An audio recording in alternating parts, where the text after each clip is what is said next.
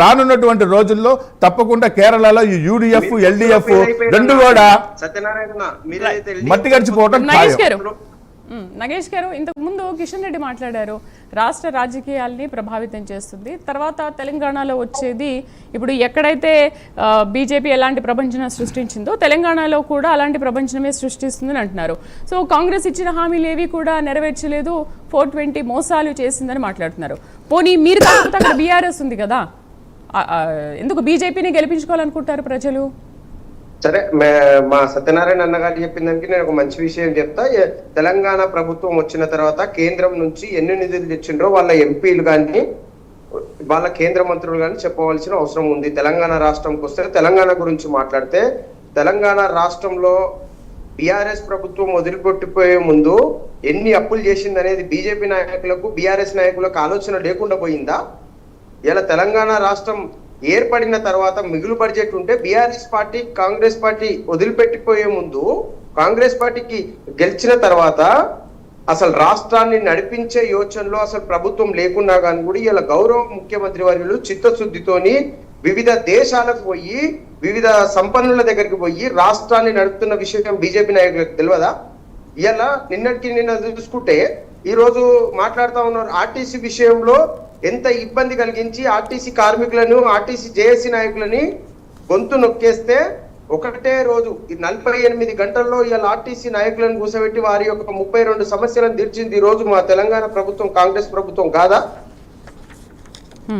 విచ్చలవిడిగా మాట్లాడితే ఎలా కేరళ విషయంలో ఎవరు చిత్తశుద్ధితో ఉన్నారో ఎవరు లోపల చీకటి ఒప్పందంతో నుండి ఎల్డిఎఫ్ తోని టైఅప్ అయి ఉండేనో ఈ రోజు అక్కడ ప్రజలు క్లుప్తంగా ఈ రోజు యూడిఎఫ్ కు పట్టం కట్టడం జరిగింది.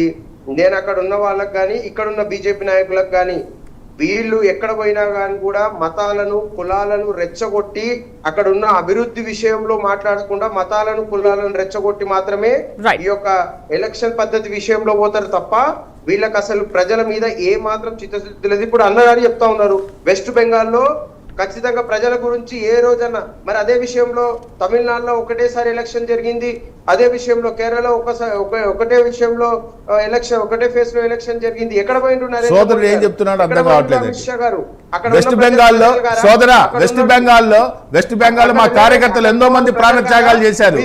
మీరు హిస్టరీ చరిత్ర తెలుసుకొని మాట్లాడండి, మీరు చరిత్ర తెలుసుకొని మాట్లాడండి. వెస్ట్ బెంగాల్లో మీ రాహుల్ గాంధీ తీరును ఇవాళ దేశం మొత్తం తప్పు పడుతుంది. ఎవరైతే శత్రులు ఉంటారో ఆ శత్రుల దగ్గరికి వెళ్ళి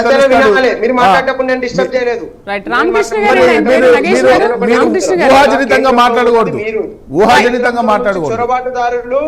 చొరబాటుదారులు తీసుకొచ్చిందే మీ యొక్క ప్రభుత్వం. దేశ భద్రత ఎక్కడ పోయింది?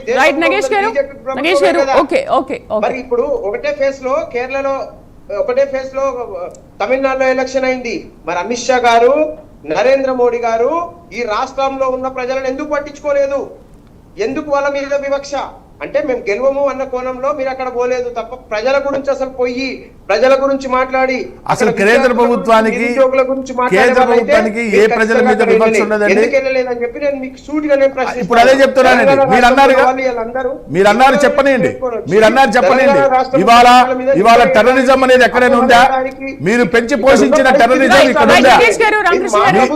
మీరు పెంచి పోషించిన టెర్రరిజం ఈ రోజు దేశంలో ఉన్నదా?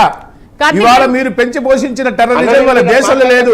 ఇదే అమిత్ షా గారు టెర్రరిస్టులని పారిపోయేలా చేశారు. దేశంలో ఇవాళ టెర్రరిస్టులని పారిపోయేలా చేశారు. మీ రాహుల్ గాంధీ మాట్లాడటం కూడా చేత కాకుండా పార్లమెంట్ వదిలి వెళ్ళిపోయాడు. మేడం నేను చిన్నగా చెప్తున్నా, మమ్మల్ని మాట్లాడివ్వండి. నేనేమంటున్నా మాట్లాడండి, మీరు ఏదైనా ఉంటే నిజాలు మాట్లాడండి. రాష్ట్రానికి ఎన్ని నిధులు ఇచ్చింది చెప్పాలి. కల్పితమైనటువంటి వద్దు, నిజాలు మాట్లాడండి. నిజం మీరు మీ కేంద్ర మంత్రులుగా ఎన్ని నిధులు ఇచ్చారు అనే విషయాన్ని పక్కన పెడితే నగేష్ గారు ఇప్పుడు అన్ని రాష్ట్రాలకు కూడా కేంద్రం నుంచి రాష్ట్రంలో రామకృష్ణ గారు